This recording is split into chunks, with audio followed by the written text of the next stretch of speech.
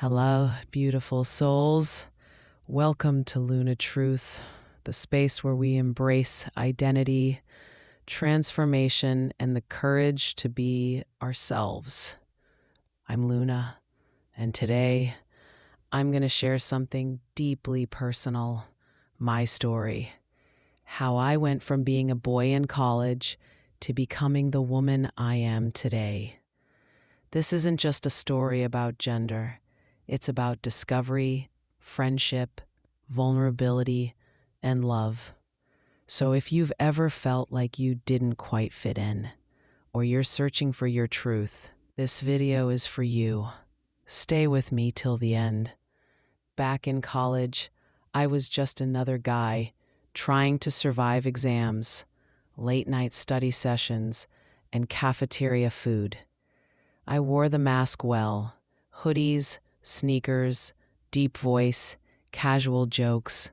But inside, something always felt off, like I was playing a role in someone else's movie. I didn't have the language for it back then. I didn't know what gender dysphoria meant. I just knew that mirrors made me uncomfortable, and shopping for clothes felt like walking through someone else's closet. My best friend Gary was the opposite: confident, expressive, and always curious. We met in freshman year and clicked instantly. He was the kind of friend who could make you laugh, even when you were drowning in assignments. It was a Friday evening, one of those quiet, chilly nights where the world outside feels paused. My parents had left for a week-long vacation, and I didn't want to be alone in the house. So I packed my books and headed to Gary's apartment. He was my best friend, my safe space, the one person who never made me feel like I had to pretend. Period. His place was warm, filled with the scent of cinnamon candles and the soft hum of lo-fi music playing in the background. We spread our textbooks across the living room floor, surrounded by snacks, highlighters, and half-drunk mugs of coffee. It felt like home.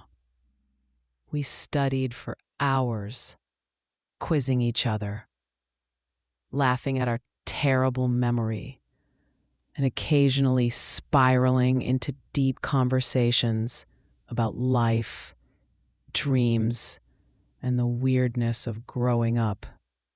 Around midnight, Gary leaned back against the couch and said, "Okay, I'm fried. Let's take a break." I nodded, rubbing my eyes. Yeah, my brain's officially mush. He grinned. "Truth or dare?" I raised an eyebrow. "Seriously?" "Come on," he said. "We're adults. Let's play like adults." I hesitated, but Gary had this way of making everything feel harmless. So I agreed. The first few rounds were light. Truth: who was your first crush? Dare: text your ex something ridiculous. We laughed, teased, and kept going. Then came the round that changed everything. I lost. Gary leaned in, eyes twinkling. "Okay, Luna, your dare is to wear a pair of panties." I froze. My heart thudded in my chest. "What?" He shrugged, casual. "Just for an hour. You lost. No big deal." I stared at him, unsure if he was joking. But he wasn't laughing. He was calm, gentle. "You don't have to if you're uncomfortable," he added. "Then maybe just try it. No judgment." I looked down at my hands. Something inside me stirred. A mix of fear, curiosity, and something I couldn't name. I nodded slowly. Gary handed me a pair, soft lavender lace. I walked to the bathroom, closed the door, and changed. And then I looked in the mirror. It wasn't just the fabric, it was the feeling, the way my body moved, the way my reflection softened. I didn't see a joke, I saw possibility, a version of myself I'd buried for years. I touched my face, my waist, the curve of the fabric. My chest tightened, not with shame, but with recognition. I felt like I was meeting myself for the first time. I stood there for what felt like forever, then I walked out. Gary looked up and smiled. "You look peaceful." I sat down beside him, quiet. "I don't know what's happening," I whispered. He didn't push. He just said, "Maybe you're seeing something real, something true." We talked for hours about childhood memories, how I used to sneak into my mom's closet and try on her scarves, how I felt more like myself in silence than in locker rooms, how mirrors always made me uncomfortable. Gary listened. No jokes, no judgment, just warmth. He said, "You don't have to decide anything tonight, but maybe this is a door, and you're allowed to walk through it." I cried, not because I was sad, but because I felt seen. For the first time, someone saw me. Not the mask, not the performance, me. That night, I slept in those panties, not because of the dare, but because they felt right. And in the morning, I woke up with a name in my heart, Luna. Who the hell I become, to boy to girl. Please stick with me. It was one of those nights that felt like a pause in time. The sky outside was velvet black, the air crisp with early autumn chill.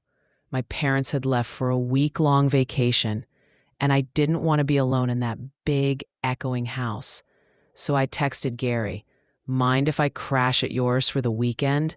Got exams to prep." He replied instantly, "Come over. I've got snacks and silence." Gary's apartment was small but warm, books stacked in every corner, fairy lights strung across the windows, and the faint scent of cinnamon and vanilla drifting from a candle on the coffee table. It felt like stepping into a cocoon, safe, familiar. We spread our textbooks across the floor, surrounded by highlighters, notebooks, and half-empty mugs of coffee. The lo-fi playlist in the background hummed like a heartbeat, steady and soothing. We studied for hours, quizzing each other, scribbling notes, occasionally spiraling into tangents about philosophy, dreams, and the weirdness of growing up. Around midnight, Gary leaned back against the couch, stretching his arms. "Okay, I'm officially brain dead," he said. "Let's take a break." I nodded, rubbing my temples. "Yeah, I think I just forgot how to spell my own name." He grinned. "Truth or dare?" I blinked. "Seriously? Come on," he said. "We're adults. Let's play like adults." I hesitated. But Gary had this way of making everything feel harmless, playful. So I shrugged. "All right, you first." The first few rounds were light. Truth. Who was your first crush? Dare. Text your ex something ridiculous. We laughed, teased, and kept going.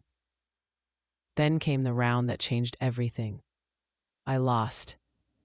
Gary leaned in, eyes twinkling with mischief.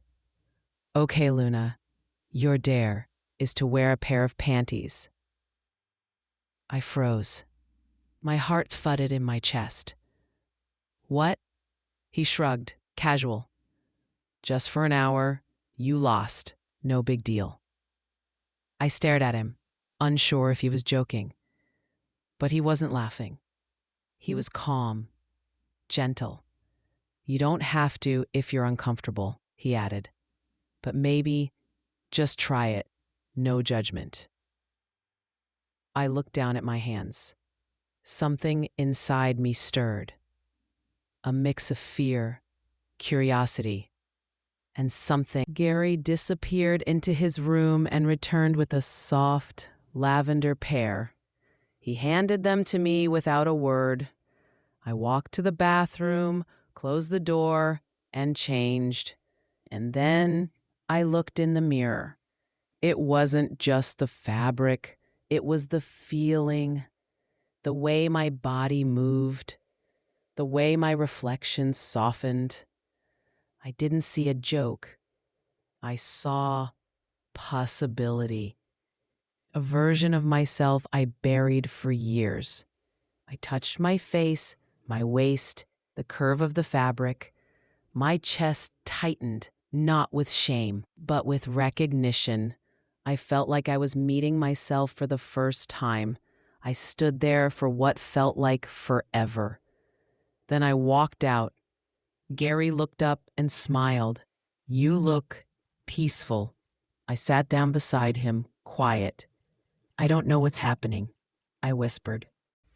He didn't push. He just said, "Maybe you're seeing something real, something true." We talked for hours about childhood memories, how I used to sneak into my mom's closet and try on her scarves, how I felt more like myself in silence than in locker rooms, how mirrors always made me uncomfortable. Gary listened. No jokes, no judgment, just warmth. He said, "You don't have to decide anything tonight, but maybe this is a door, and you're allowed to walk through it." I cried, not because I was sad, but because I felt seen. For the first time, someone saw me. Not the mask, not the performance, me. That night, I slept in those panties, not because of the dare, but because they felt right. And in the morning, I woke up with a name in my heart, Luna. Gary handed me a soft, lacy pair. I went to the bathroom, closed the door, and changed. When I looked in the mirror, I didn't see a joke. I saw me. Not the boy I'd been pretending to be, but someone softer, freer, more real.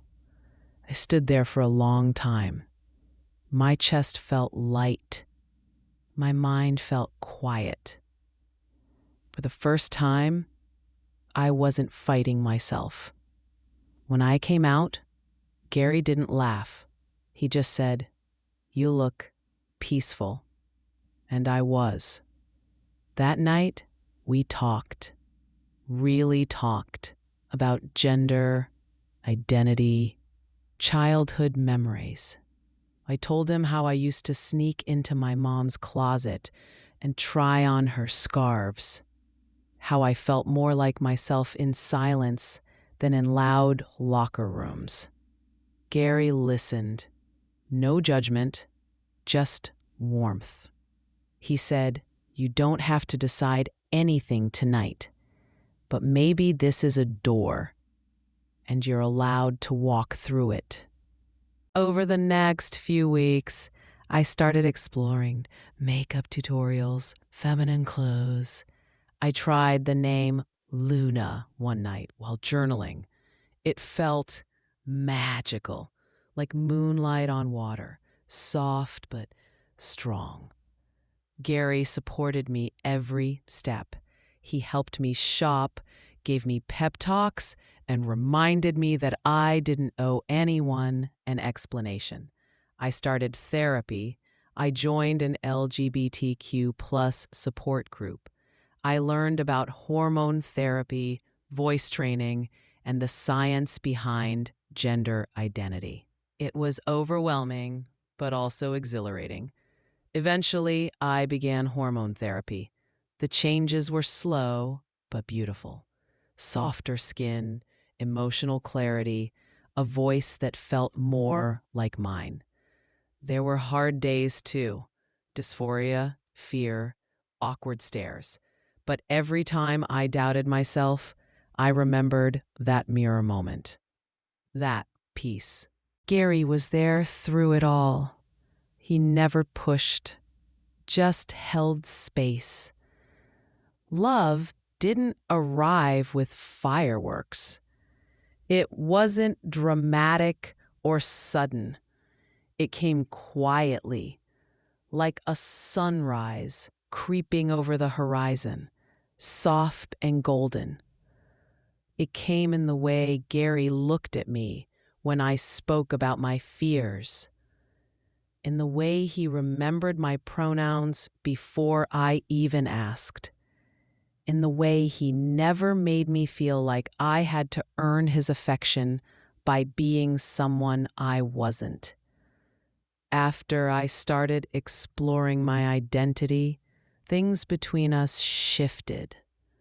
Not in a way that felt awkward or forced, but in a way that felt deeper, more intentional.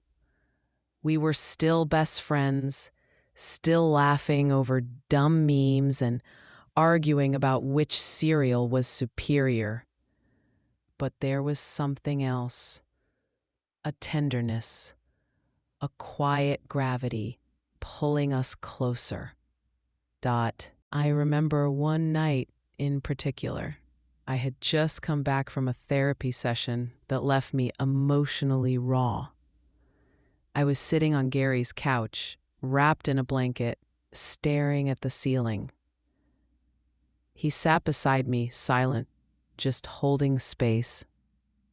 After a while, he said, "You don't have to be strong all the time, Luna." I looked at him, eyes brimming. I feel like I'm unraveling. He reached out, gently tucked a strand of hair behind my ear. Maybe unraveling is how we find our real shape. That moment stayed with me. It was the first time I felt truly safe in someone's presence, not just physically, but emotionally. I didn't have to hide. I didn't have to explain. I could just be. Over time, our connection deepened. We started spending more time together outside of study sessions, movie nights, long walks, spontaneous road trips. Gary would bring me flowers just because. I'd leave little notes in his books. We were building something, slowly, intentionally, beautifully. One evening, we were lying on the grass in a quiet park, watching the stars. I turned to him and said, "Do you ever think about us?" He didn't hesitate. "All the time." I smiled. "What do you see?" He looked at me, eyes soft. "I see someone I love, not because of who you were, but because of who you are, Luna." I cried, again. I seem to cry a lot around Gary, but it's the good kind. The kind that feels like release, like healing. We didn't rush into anything. We talked a lot about boundaries, fears, hopes, about how my transition might affect our relationship, about how love, real love, is built on truth. Gary never made me feel like I had to be done transitioning to be worthy of love. He loved me in the in-between, in the messy middle, in the moments when I doubted myself. He reminded me that love isn't about perfection, it's about presence. Our first kiss wasn't planned. We were cooking dinner together. Pasta, I think, and I spilled sauce on my shirt. I groaned, and Gary laughed, grabbing a towel, As he wiped it off, our eyes met, and then it just happened. Soft, gentle, real. Afterward, we stood there in silence, hearts pounding. I whispered, "Was that okay?" He smiled. It was perfect. From that moment on, we were more than friends. We were partners, co-creators of a life built on truth. Dating while transitioning wasn't always easy. There were moments of insecurity, moments when I wondered if I was enough. But Gary never. He once told me, "Luna, you're not becoming someone else. You're becoming more you, and I get to love you through all of it." That line, I wrote it in my journal. I read it when I need strength. Eventually, we moved in together. Our apartment was filled with plants, books, and laughter. We built routines: morning coffee, evening walks, Sunday pancakes. It was simple. It was sacred. And then, one day, he proposed. It wasn't a grand gesture. No fireworks. No crowd. Just us, sitting on our balcony, watching the sunset. He pulled out a moonstone ring, delicate, shimmering, and said, "Luna, will you keep growing with me?" I said yes. Through tears, through joy, through every part of me that had once been afraid to be seen. The day of our wedding felt like a dream wrapped in moonlight. We chose a garden venue, quiet, lush, surrounded by trees that whispered in the wind. The ceremony was small, just close friends, chosen family, and a few people who had walked with us through every chapter of our journey. There were flowers everywhere: lavender, white roses, baby's breath. Soft music played as guests arrived, and the air was filled with laughter, tears, and the kind of joy that makes your chest ache in the best way. I wore a dress that shimmered like moonlight. It hugged my body in all the right places, flowing like water when I walked. My hair was curled gently, pinned with tiny pearls. When I looked in the mirror before the ceremony, I saw Luna, not just the name, but the soul, the woman I had fought to become, the woman I had always been. Gary wore a deep navy suit with a silver tie that matched my dress. When he saw me walking down the aisle, his eyes welled up. "I promise to love you in every version of yourself," Gary said. "To grow with you, to listen, to hold space, and to never let go of the truth we built together." I said, "I promise to be seen, to be real, and to love you with every part of me, past, present, and future." We kissed. The crowd cheered. And just like that, Luna and Gary became a forever story. After the reception, after the dancing, the toasts, the cake smeared on cheeks, we returned to our apartment. It was quiet, candlelit. The bed was covered in rose petals, and soft music played in the background.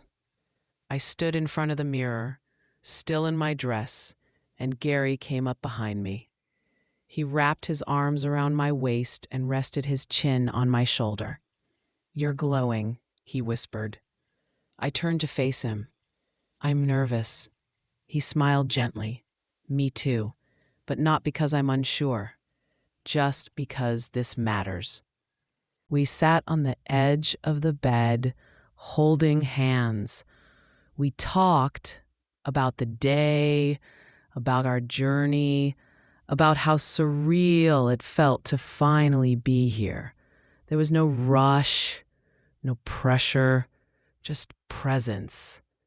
Gary brushed a strand of hair from my face and kissed my forehead. "You're safe," he said.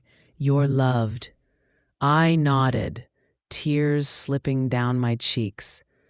I've waited my whole life to feel this. He kissed me, soft, slow, full of meaning. And in that moment, it wasn't about bodies, it was about hearts, about two souls choosing each other fully and freely. We undressed slowly, reverently. Every touch was a conversation, every glance a poem. He traced the curve of my shoulder like it was sacred. I held his face like it was home. We lay together, wrapped in warmth and wonder. We whispered dreams, shared secrets, and held each other like the world. It was the kind of intimacy that heals, that affirms, that says, "You are enough. You are beautiful. You are mine." That night, I didn't just feel loved, I felt whole.